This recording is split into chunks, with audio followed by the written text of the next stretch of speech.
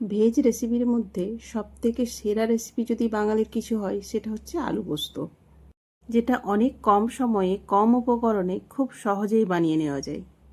এই রেসিপির জন্য আলুটাকে ছোট ডুমো করে কেটে নিয়েছি, ঠিক যেভাবে আমার মা কাটতো, তবে তোমরা তোমাদের পছন্দ অনুযায়ী কেটে নেবে। এখানে 4টে মিডিয়াম সাইজের আলু নিয়েছি আর 1 বাটি পরিমাণ পেঁয়াজ, মানে 3টে বড় সাইজের পেঁয়াজ নিয়েছি। আর যেটা এই রেসিপির মূল উপকরণ সেটা হলো পোস্ত, আর এই পোস্ত আমি নিয়েছি 6 টেবিল চামচ। নিয়েছি 1 মুঠো পরিমাণ কাজু আর কয়েকটা কাঁচা লঙ্কা।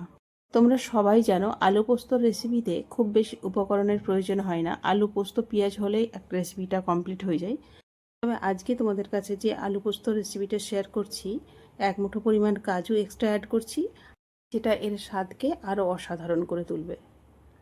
পোস্ত আর কাজু একসঙ্গে শিলে বেটে নিয়ে একটা কড়া গ্যাসের মধ্যে বসিয়ে ওর মধ্যে পর্যাপ্ত পরিমাণে তেল দিয়ে কেটে রাখা আলুটা দিলাম। ওই আলুর মধ্যে দিচ্ছি 1 চামচ পরিমাণ লবণ আর খুব সামান্য পরিমাণ হলুদ আর কাশ্মীরি লঙ্কার গুঁড়ো।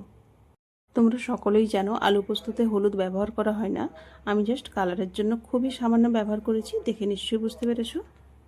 1 মিনিট নাড়িয়ে চাড়িয়ে নেওয়ার পর আলুর কালারটা যখন চেঞ্জ হয়ে যাবে ওই সময় কেটে রাখা পেঁয়াজগুলো অ্যাড করছি।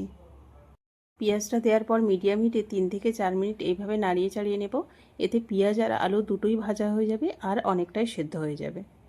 এই আলু পোস্ত আমার ভীষণ পছন্দের একটা রেসিপি। এই রেসিপি থাকলে মাছ মাংস কিছুই লাগে না আমার। গরম ভাতের সঙ্গে এই আলু পোস্ত আর এক্সট্রাভাবে আর 1 চামচ গাওয়া ঘি থাকলে আর কিছুই প্রয়োজন হয় না। তোমরা কারা কারা আলু পোস্ত থাকলে আর কিছুই প্রয়োজন হয় না কমেন্ট করে জানিও। আর আমার রেসিপিগুলো যদি ভালো লেগে থাকে লাইক কমেন্টের সঙ্গে বন্ধুদের সঙ্গে একটু শেয়ার করে নিও। কথা বলতে বলতে নাড়িয়ে চাড়িয়ে নেওয়ার পর আলুটা কিন্তু 70% সেদ্ধ হয়ে গেছে। এই সময় চেরা কাঁচা লঙ্কাটা অ্যাড করছি। কয়েক সেকেন্ড নাড়িয়ে চাড়িয়ে নেওয়ার পর 1 বাটি পরিমাণ জল অ্যাড করছি।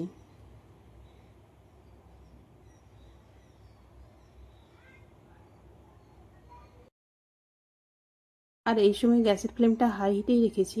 জলটা দেওয়ার পর খুব ভালোভাবে যখন ফুটে উঠবে ওই সময় পোস্ত আর কাজু বাটাটা অ্যাড করলাম।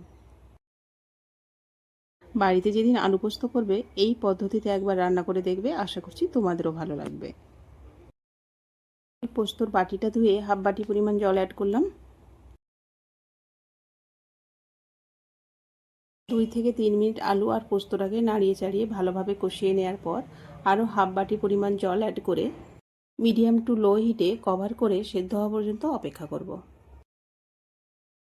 আলুটা ভাজার সময় 70% সেদ্ধ হয়ে গিয়েছিল, ওই জন্য খুব বেশি কোনো সময় লাগবে না। আর এই আলুটা চন্দ্রমুখী, তোমরা সবাই জানো চন্দ্রমুখী আলু রান্না করতে কিন্তু খুব বেশি সময় লাগে না। 2 থেকে 3 মিনিট পর কভারটা খুলে টেস্ট অনুযায়ী লবণ দিয়ে আরও 2 মিনিট নাড়িয়ে চাড়িয়ে নিচ্ছি। প্রত্যেকটা আলুর শেপ একই আছে, কিন্তু আলুটা কতটা ভালো সেদ্ধ হয়েছে দেখিয়ে দিচ্ছি। পোস্ত আলু রান্না করলে আলুগুলো গোটা গোটা অবস্থায় থাকবে, কিন্তু খুব পারফেক্ট কুক হবে। এইভাবে রান্না করলেই তবেই কিন্তু দেখতেও ভালো লাগবে, খেতেও ভালো লাগবে। এই সময় গ্যাসটা অফ করে 1 চামচ গাওয়া ঘি ছড়িয়ে নাড়িয়ে চাড়িয়ে পরিবেশন করব। আর দেখে নিশ্চয়ই তোমাদের বুঝতে অসুবিধা হচ্ছে না কতটা পারফেক্ট হয়েছে, খেতেও কিন্তু অতটাই দুর্দান্ত হয়েছে।